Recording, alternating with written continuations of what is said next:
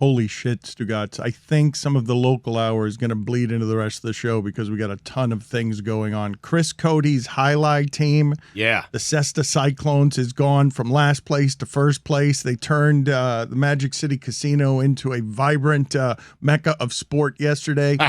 Whittingham is getting praise and scorn all over the internet because he is now Penis Man. He has dared to go where no other man has gone on sports broadcasting. He has referred to the anatomically correct penis, and he was hesitant about it, so we'll get to that in a second. Mike Ryan is a free agent. He is virtue signaling with his fandom. He is pioneering. He is for sale as a sports fan. He has renounced the Cleveland Browns. I've started pitching the New York Jets to him. I heard you. I don't think that was one of the finalists. Tony Khan is wanting to go Jacksonville, but Stugotz, we have a Sweet 16 team in town. We do.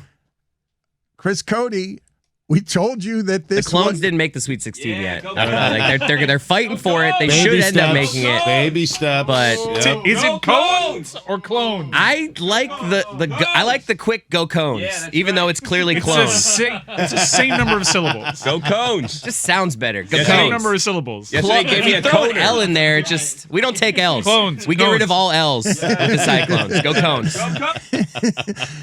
Well, you want to tell last night. Holy shit, Dan. I didn't even sleep. Why Manny's performance. Where's Manny? I tried to get Manny to come in today, but he's so tired from last night's performance. Manny.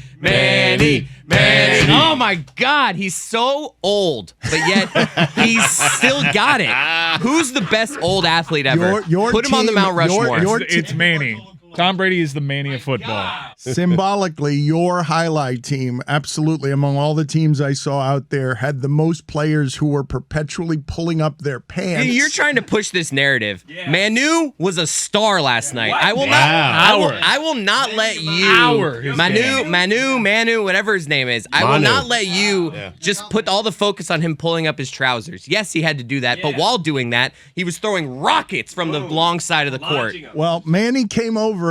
Tell me about. So sweaty these hugs were with these guys. They came up to me after the game, and I was like, Manu, your back is very sweaty. There has not been that much life in that place in about 20 years. 84 people went crazy. and Manny, it's a big night. Manny raised his cesta to the raucous crowd, but he came to you before, or you were the owner of the team. You are the owner. I don't understand why you had a cowboy hat and a walking stick. That's what owners do, Dan. Gotta walk the walk. Yep. A walking stick that Greg Cody told everyone belonged to his father, Wild Bill Cody. Hand me down. So you had a walking stick, and your star player, Manny, who I don't even know if he's my star player. Last night he shined. Yeah. We didn't even see Carballo last night. Carballo got to just sit back last night because it was such a dominant performance from Manny. I'm telling you, I got so many stars on this team. I'm so fired up. That's the beauty of the Cones. It could be a different player every night. Go Cones. Yeah. Your team was overwhelming yesterday, but your star, or who I'm alleging is your star, someone came over to you before the game and told you he had bubble gut, and he really he looked like he was playing with some bubble gut. He did, but as soon as Jedin said that, Super Bowl champion Jedin, by the way, as soon as he said that to me, he gave me, because Jedin was not in last night, because we have such a deep roster, and Jedin is still raw with this. You know, he's a former football player, so he's trying to make the transition over to highlight. He did dress, though. He did dress, but he was coming over because I was in our owner suite. He was giving me updates, and he's like, Manny, a little tired today, not feeling right, and we were like, you know what? I gave him a good handshake. I said, tell him that this owner suite is behind him, and from that moment on, a comeback ensued. Right. It was, God damn it, was it moving. Great leadership. It was great leadership, and it became very real for all of us there, where players were coming up to Chris Cody, calling him boss, and giving him the latest injury it was report, weird. Looking for guidance. It was strange. In two languages, they would do it.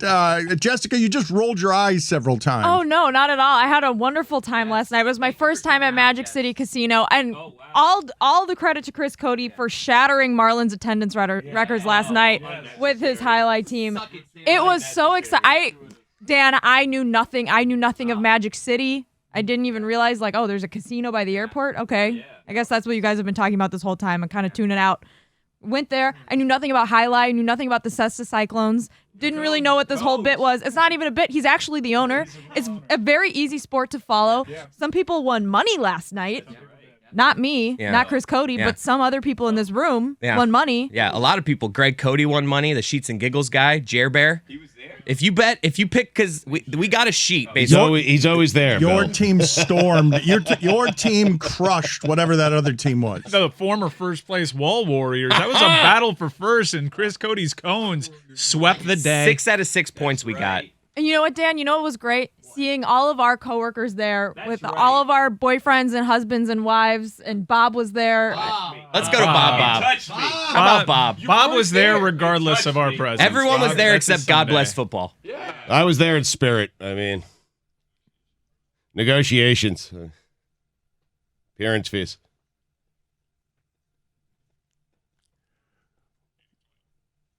$80-20. Whittingham, My way. you were surprised Go Cones. by everything that happened this weekend. I want you to take me through your decision. You've been saying for weeks that you were going to be brave and bold, that you were going to be a pioneer, that you were going to change the industry with your penis.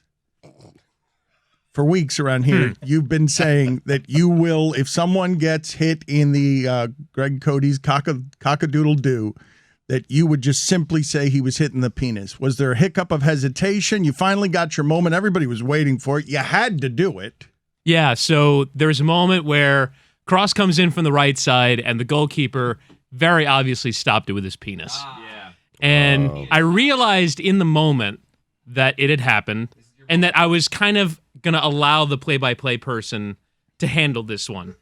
But once he says he stops it in a place where you wouldn't want to be stopped, I was like, all right, this is it. This is the moment of truth. And that was not enough. You could have left it there. I could have. But that's also the very euphemism that I rail against. And so, and I got some tweets last night that there were some March Madness broadcasters who were doing the euphemisms again. And I just decided that this was the moment. This was the time. And I went for it. And I deeply regret it. And I understand why so many broadcasters who have gone before me decided not to do this. Billy was 100% right when he said that it would harm my career prospects.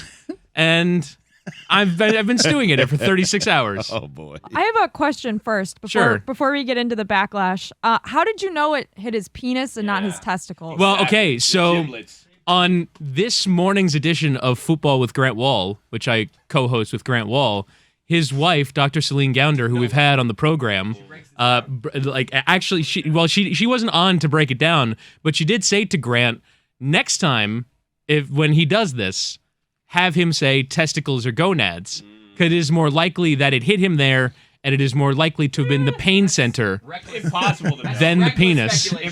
But I mean, either just way, she's I a trust the doctor. doctor. I mean, Yeah, please. But she's not a urologist. She's not a come on. urologist. No, To be fair, this is not her area of expertise. One's in front of the two, you know what I mean? Yeah.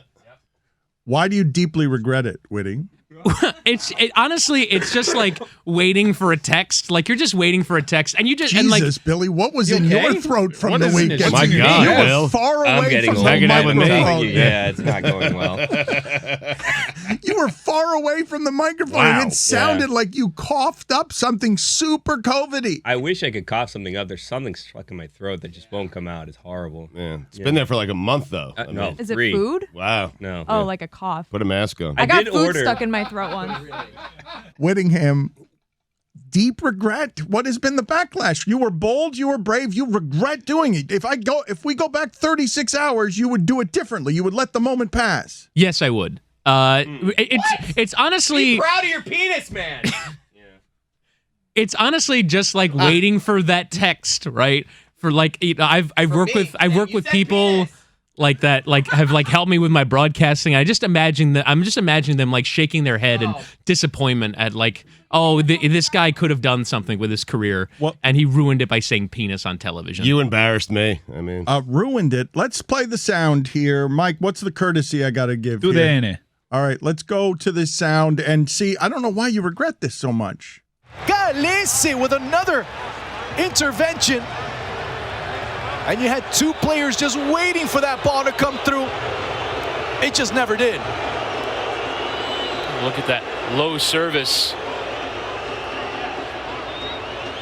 This silence is where I'm deliberating whether to say it. Stayed down. You would too, Chris. Yeah. You hit him in the penis.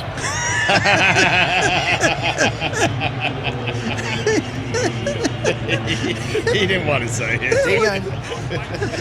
It's coming on. He's not helping you at all. Your He hit the pee hard. It was perfect. Your partner, Penis. Your partner. He really he popped in the It's pee. It was You can great. hear how disappointed he was. No, Mike, you got to play the whole thing again Yeah. because the pause and the deliberation. I threw a dead fish in his lap. That's on me. He can't. What is he gonna do with that? Yeah. I say he penis sure on did, television. Chris. He's gonna have like something ready to go with that. Yeah. Come on, be fair to him. Galese with another intervention. And you had two players just waiting for that ball to come through. It just never did. Look at that low service. I say stayed down. You would too, Chris. Yeah. You hit him in the penis. It's comedically perfect. Dejan Joveljic coming on. The yep is my favorite part. Yep. You need a Tony in the corner giving you a thumbs up with like a good like a Yeah, make you feel better about Yeah. yourself. I just got one of those. Yeah. In Chris's defense, he said, I think it hit him in the penis. He didn't say definitively it did. Well, because I don't know for sure whether hit him in Exactly. the penis That's or the why. testicles. Tell the doctor, listen. I said I think. If you regret this, then though, you're not going to go gonads. You won't do that for anybody for the show. If you're already actually filled with regret, and I don't think you have anything to regret there. Well, again, I feel sound in my argument that it is anatomically correct and that we need to destigmatize the word penis in our culture. As a matter of fact, I had some parents sending me messages. Thank you, because I'm trying to teach my children that it's okay to say penis and vagina, and it's been very difficult to this point. That didn't happen. I Get outta here. 100% did. Parents I 100% did. Come on. That is 100% true. That is a bunch of BS, no, my man. No, it is not true. Oh, he hit you with the my man. Parents texting me. You Get did outta it for here. the children, is what you're saying. now. I'm You just said saying. penis for the children. I'm trying to destigmatize the word, and I will lose my sense of regret if one other broadcaster does this. One. Who'll do it? I just need an ally. It feels very lonely to be first through this door. Now you have to say vagina. Well, Yeah, you do. In a fight for equality, you have to say vagina. Right. Billy's right. I don't think he does. Do you He do- does. do No, you do- the parents were writing to him, Dan. He has to say penis and vagina. Do They you do broke many him. women's games? Because it would be an odd thing to say during a man's game. I do the It'd be worse to NWS. say during a women's game. I think. you got to do Yeah. it, man. You That'd be a tough one to drop into an NWSL commentary. Why? You're such a prude. It is the same as penis, is it not? Well, no, they're very different. Dan. Yeah. We don't need to walk through this. Mm-hmm. Did Birds you go and to the Catholic bees, school Dan. too? Because they don't teach you those things there.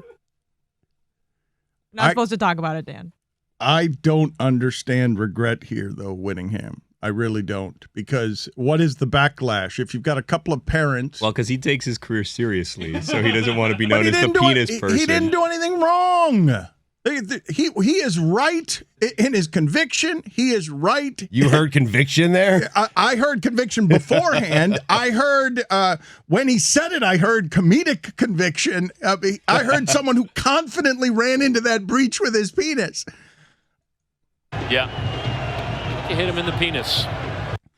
I was very careful to not, I'm not saying this with a wink and a smile. Yeah. I'm saying this because I'm seriously reporting the facts. Yeah. I'm not here to, I'm not doing this for the jokes. I'm not giggling and snorting off mic. I'm saying this because it's anatomically correct. I have a question for you. So, when you prep for games, you have game notes, you have, I'm assuming, sheets of stats and all that stuff. Did you write penis on it so that you would remember, let me get to this today? No, this was not premeditated. Other than me saying 2 months ago that I was going to do this when it happened, because I believe in seriously reporting the facts. What's the real backlash? The true. I understand that you're saying I can't imagine my mentors listening to that and being like, "Really, Whittingham? You've gotten to a place where you're supposed to respect the craft." Look, I loved our appearance when Kevin Harlan appeared with us. I really enjoyed doing that segment with him, and he has to placate the leagues. He's the best there is, and yet still afraid that he will do the wrong things by reading a looks-like game. Can't have that kind of fun. Can't let loose. You weren't even doing that. You're just scientifically using a word that is anatomically correct, but it has not even blown back on you with somebody complaining to the FCC like my mother would have. If I was 7 years old watching a soccer match, my mother would have called the FCC to complain about the fact that penis was on there. The FCC would have no grounds to find a Univision stations for that. That is not a word you can't say. Wow. That is not a curse word. I really don't understand the regret. The regret is only like in maybe, like, first off, I'm now the guy that said penis on television. That's right. Every time I go to an Inter-Miami game this season, there's going to be a broadcaster from the opposing team, and the first thing they're going to talk to me about is, oh, you said penis on television that one time. Show them all the texts you got from the parents. That's my corner. Yeah. That's my corner now. 100. So I got a text yesterday from someone who works in U.S. soccer, who was like, they're talking about it in the coaches meeting right now. Like this is a thing that's being talked about. I feel like if you go to Inter-Miami games this season, listeners, and you want to support Witty, take a sign that just says penis in quotes and then credit Chris Whittingham. So just giant signs that say penis in quotes, little dash, Witty, to show your support for him. I can't believe how quick our social team was to post that on all channels. Angel had a T-shirt ready on Saturday night. Where the fuck did that come from? We had a T-shirt ready? That's unprofessional. We're not supposed to say that word on the air.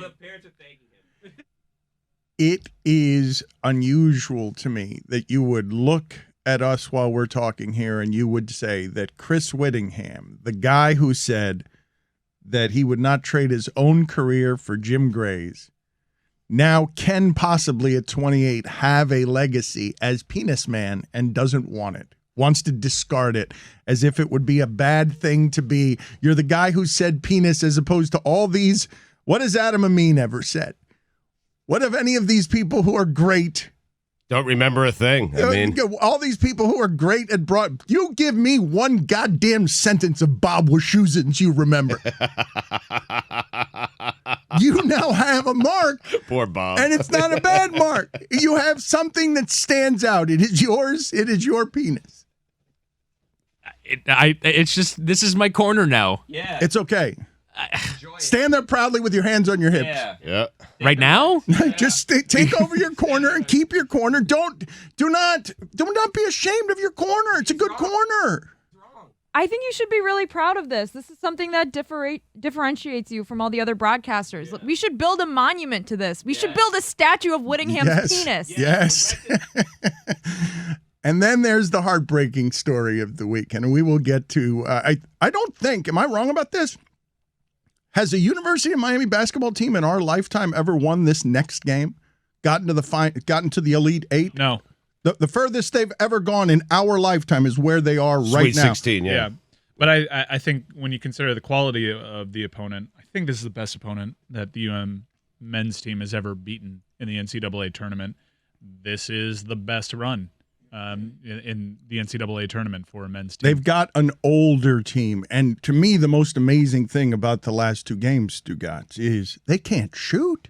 They're 4 for 29 from three. They've been out-rebounded by 20 rebounds in the two games. Like, they keep stealing the ball. They're really good at that. They're good on defense. But I mean, in general, it is hard to watch some of this college basketball because the pros have spoiled us. Yeah. So but they are fun to watch for a college team that can't shoot from. But I'm not sure they are. I think well, I mean, the trapping. If you like defense, the trapping is great. Like, just in terms of like how high risk of defense, and you can see why they were so bad at the beginning of the season because they were trying to implement this trap and scramble strategy, and they did not have it down the first 10 games of the year. But now that it's working in the tournament, it looks amazing. But I can't believe the number of twos that they'd take. Yeah. Just 15-footers. Oh, McGusty loves them. He loves a contested 16. Pro twos. Are you complaining about how they win games? I mean, they're in the Sweet 16 with a great bracket. I'm not complaining. It's just like, it's such a departure when you watch NBA basketball. You just look at every shot and go, that's a terrible shot. Spoiled. That's a terrible shot. That's a terrible shot. And they all go in. I have no idea how they blew Auburn out. Auburn's a team that likely has what they're talking about. one of their players being the top pick in the NBA draft. Top 3, they're saying. If you were to look at Miami's struggles this season, you would say, in all their defeats, they ran into length, and that is one of the longest damn teams in college basketball.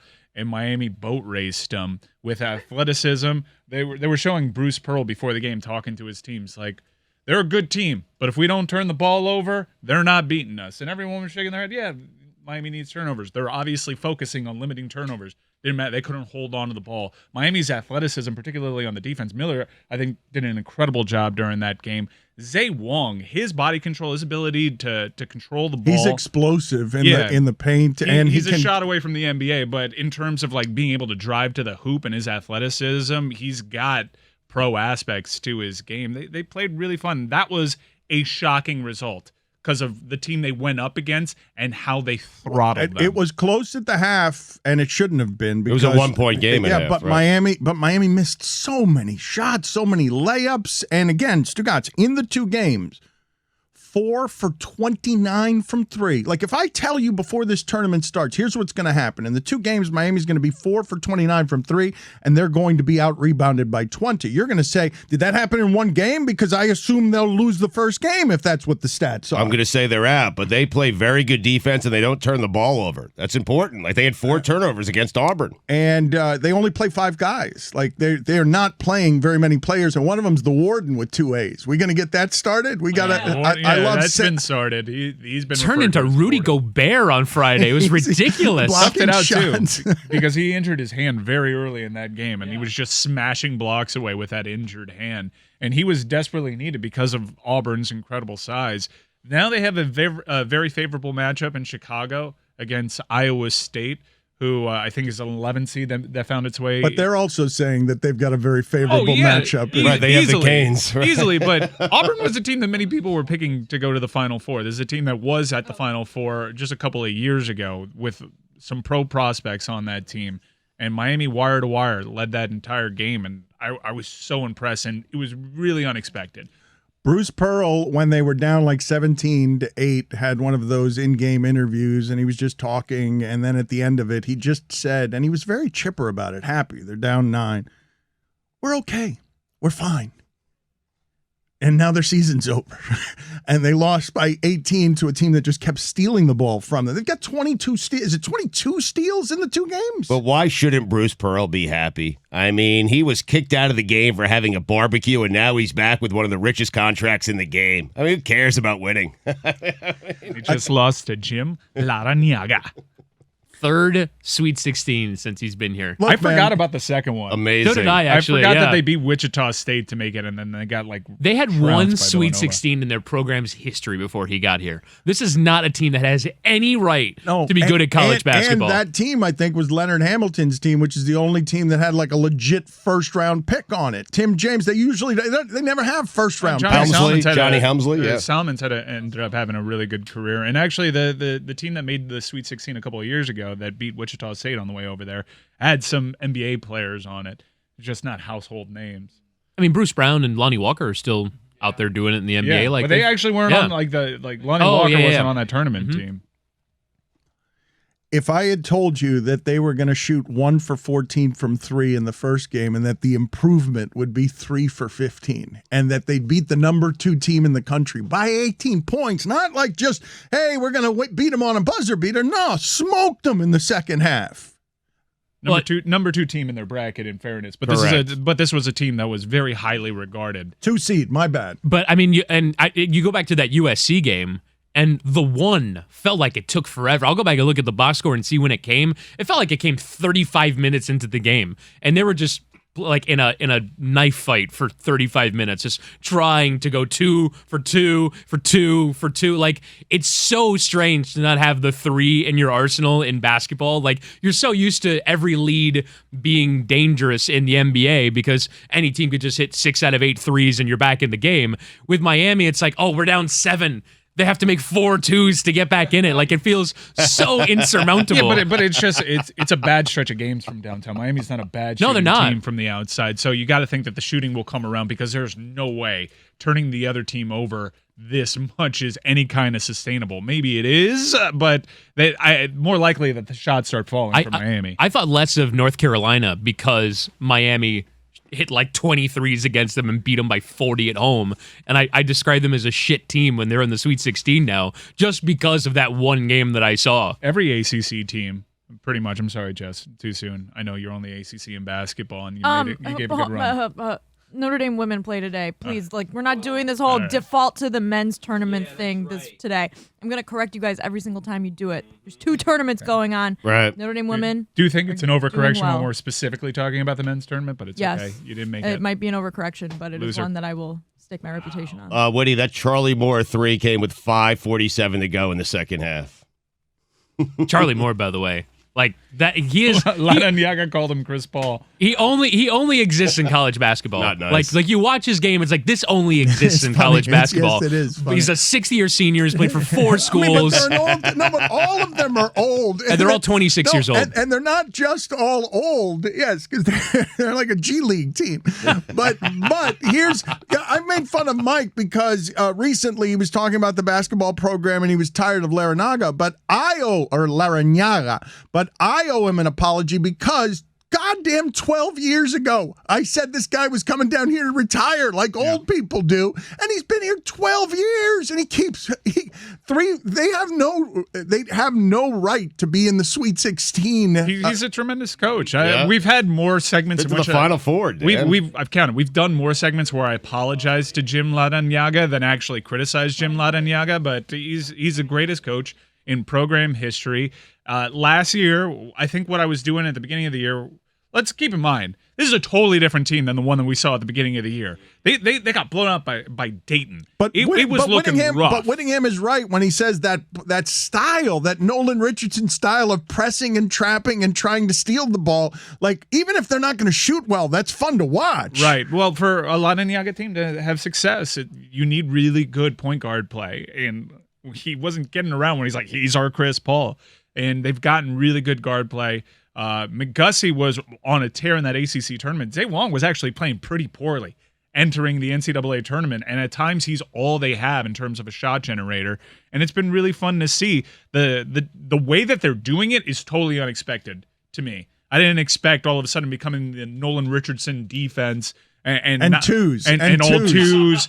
And it's just what's wrong Zay with that? Wong trying to Dwayne Wade bully ball baskets. It's not how I thought that this would happen. It's not really. Maybe they found a new identity here in the tournament. Do you love the combination? I can't help but love it. But the name McGusty, which is wonderful, and he's just going to 2 you to death from 17 feet.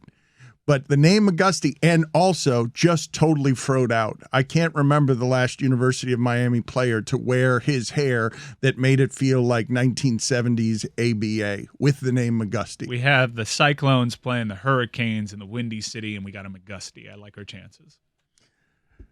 Billy, did you get swept away with any of the University of Miami basketball? We've got a Sweet 16 team in the tournament. We have games to care about here, or at least a game to care about. I think the last time that I remember being at one of these University of Miami games where they lost at this deep in the tournament, I believe they lost to Gene Cady, and I was mesmerized. I still remember what his hair... One of the toughest coaches of all time. I still remember what his hair looked like. He looked like the manifestation of just Boilermaker. You just what does a Boilermaker look like? The answer is Gene Cady. I was so sad when that Hurricanes team lost to Gene Cady and the Boilermakers. And every time that they got, I was so happy to see Wisconsin get eliminated because Wisconsin dominates Miami in all athletic competitions. They pushed them out 2 Sweet 16s ago.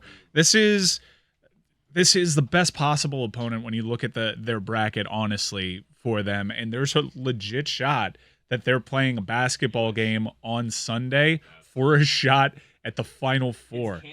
In basketball, Kansas or Providence, you hope for Kansas in that spot. Yeah, you do. Yeah. More than likely, they'll play What are you talking about? Providence hasn't been this far in 25 years. Providence is good. Watch out. they're The good. Friars are sneaky good, Dan. I'll put our 26-year-olds against any of those them boys. Did you really say you'd rather have Kansas than Yes, Providence? he did. He did say We know that. what happens to Bill Self in the Elite Eight. Come on. There's a lot of Bill Self memes. He's been a very good coach for that. Were you guys won one nervous championship. about the buzzer beater against USC? Yes. That almost Holy went in. shit! I would have fallen to the floor if that. When you get you don't want to get March Madness. Well, but Miami at the end of games, man. How sloppy. How many times have you seen this season? At the end of games, they can't inbound the ball. They had a 7-point lead disappear in like 4 seconds. They scored 7 points in 1 second flat. I was stretching. I was like, getting ready to be cocky Canes fan. 1 second later, it was a 1-point game. You do not want to. Whittingham is right. You don't want to get March Madness where somebody makes Well, it. they did against Loyola Chicago. And Loyola Chicago, that was a good Canes team. That was a Lonnie Walker team, I believe. That was a team. Loyola Chicago took our Final Four appearance because that bracket was setting up nicely for them, and we got March Madness by them. There's a lot going on locally. Miami Heat still number 1 in the East. You had the women run into a juggernaut. The UM women run into a juggernaut in South Carolina. We all anticipated that wasn't going to go well, but the men punched their ticket to the Sweet 16. But I don't want it to be lost on anyone that the Florida Panthers continue to go for it. Yeah. And they made a monster acquisition. Yes. This is a household name in Canada. Claude Giroux is a Florida Panther. He waived his no-trade provision. He called his shot. The only team he wanted to go to was the Florida Panthers. And now one of the greatest Philadelphia Flyers in that proud franchise's history is a Florida Panther trying to ring chase. I want to say that again. There is a veteran, legendary player It's crazy. that has joined Joe Thornton in this cause to ring chase with the Florida Panthers. It's awesome. Suck it, Philly. Suck it, Philly. You told them. And I think even though as happy as I am to have Claude Giroux, which is one of the rare non-Florida Panther players I know by name, the fact that Aaron Ekblad is okay, because I'm sure you guys were glued to your television sets Friday night at around 12:30 a.m. local. Well, that would make it Saturday morning when Aaron Ekblad went out injured, and it looked like he was done. You gasp, but it's hockey. Yeah. Well, he's a hockey player. That's a cliche on SportsCenter for a reason. Ekblad, I am so thankful that he's going to be here, and hopefully he doesn't get hurt again. But he missed the playoffs last year, and the Panthers sorely miss him in their series against the Tampa Bay Lightning. It appears as though he's going to be okay because that would have seriously hurt their Stanley Cup chances. They also added Ben Cherio from Montreal. A lot of veteran leadership coming to a team that has a very young core still.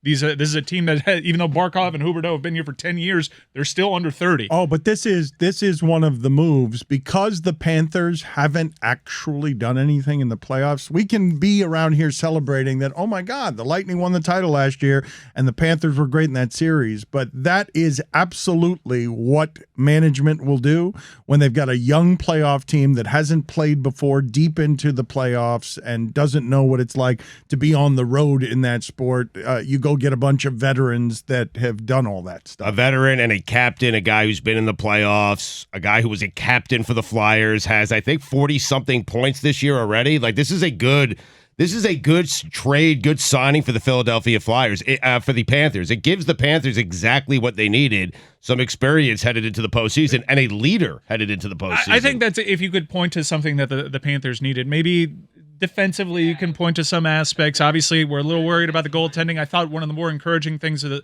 not just Aaron Ekblad shutout over the was weekend. Spencer Knight having his first career shutout. That's good. You want him rounding into form over there. But this Panthers team, they weren't really lacking for anything outside of what you just mentioned. Somebody with the C on their chest at 34 years of age that has been through playoff battles before in his history.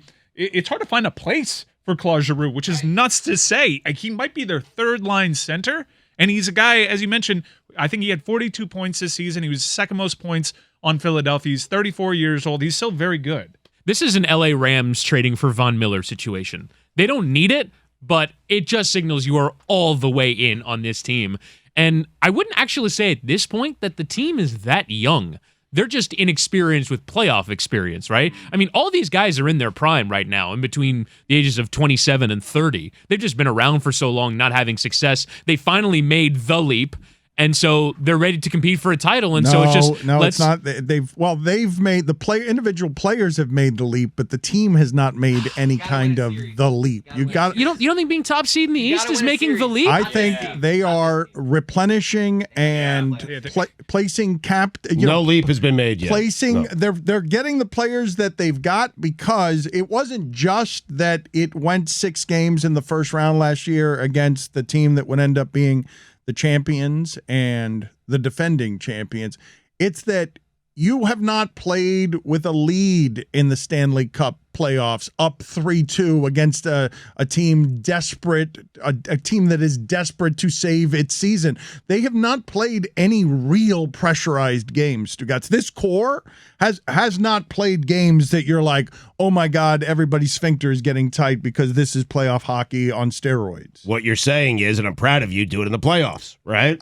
No. Well, it's kind of what you're saying. Yeah, you are saying. Like saying do it in the playoffs. Do it in the playoffs. Just say it. Say it. And then do it again. Then do it again. Don't feel good, I promise. Just say it. Just say it. And then what Dan would say to you would be, they can't do something that hasn't happened yet, Stugotz.